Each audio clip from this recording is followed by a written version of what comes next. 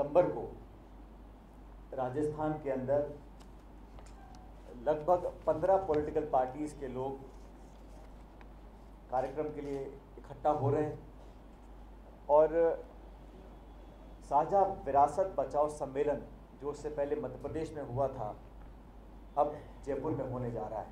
इसके संयोजक हैं माननीय शरद यादव जी जो राज्यसभा के सांसद हैं जेडीयू से, हमारे यादव साहब जो जेडीयू के प्रदेश अध्यक्ष हैं आज यहाँ उपस्थित हैं।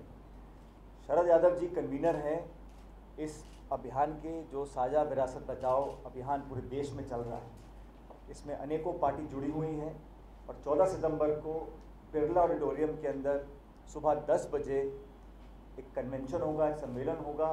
उसमें तमाम पॉलिटिकल पार्टीज़ के नेतागण पधारेंगे। कांग्रेस पार्टी से पूर्व केंद्रीय मंत्री और वरिष्ठ हमारे नेता आनंद शर्मा जी इसमें भाग लेने के लिए आएंगे। शरद यादव जी जो संरक्षक हैं, आयोजक हैं इस पूरे मुहिम के, वो यहाँ पर आएंगे।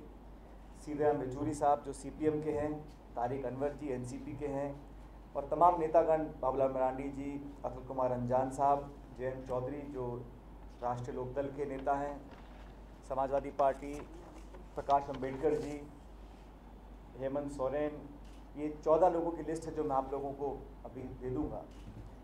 उद्देश्य ये है कि आज जो देश और प्रदेश में हालात उत्पन्न हुए हैं, जिस प्रकार का शासन भाजपा दे रही है, जिसमें प्रजातांत्रिक मूल्यों की हत्या हो रही है, जो संस्थाएं, जो इंस्टीट्यूशन हम लोगों ने 60-70 साल तक मेहनत कर स्थापित किए थे, जो आम जन की रक्षा के लिए हमारी प्रजातंत्र ने उनको जीवित रखा था, धीरे धीरे उन सब का पतन हो रहा है और एक ऐसा माहौल उत्पन्न हो रहा है जहां पर लोग अपनी बात रख नहीं सकते, अपनी बात कह नहीं सकते।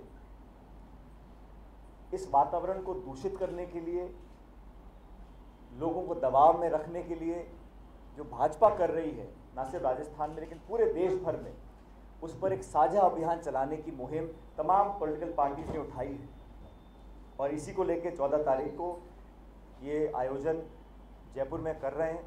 और जैसा मैंने आपको कहा, लगभग 15 पॉलिटिकल पार्टीज़ के प्रतिनिधि यहाँ पर आएंगे और उन सबको हमने यहाँ पर आमंत्रित किया है। प्रदेश कांग्रेस कमेटी की तरफ से हमने भी आमंत्रित किया है। इस कार्यक्रम में हमारे नेता प्रतिपक्ष रामेश्वर डूडी जी और पूर्व मुख्यमंत्री अशोक गहलोत जी, वो भी इसमें भाग लेंगे, क्योंकि चुनाव अगले साल है और लोकसभा के चुनाव ज़्यादा दूर नहीं है।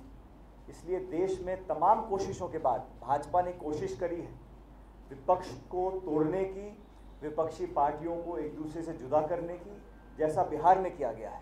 उदाहरण के तौर पर बिहार में नीतीश कुमार जी मुख्यमंत्री बने क्योंकि कांग्रेस, आरजेडी और जेडीयू ने गठबंधन किया। जनता ने वोट उस गठबंधन को दिया था।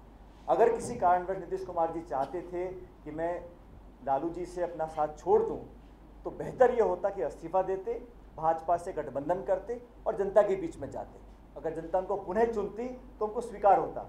लेकिन मैंडेट आपको दिया है कांग्रेस, जेडीयू और आरजेडी के साथ चुनाव लड़ने का, बहुमत आपको मिल गया, अब आपने उनका दामन छोड़ के बीजेपी को पकड़ लिया।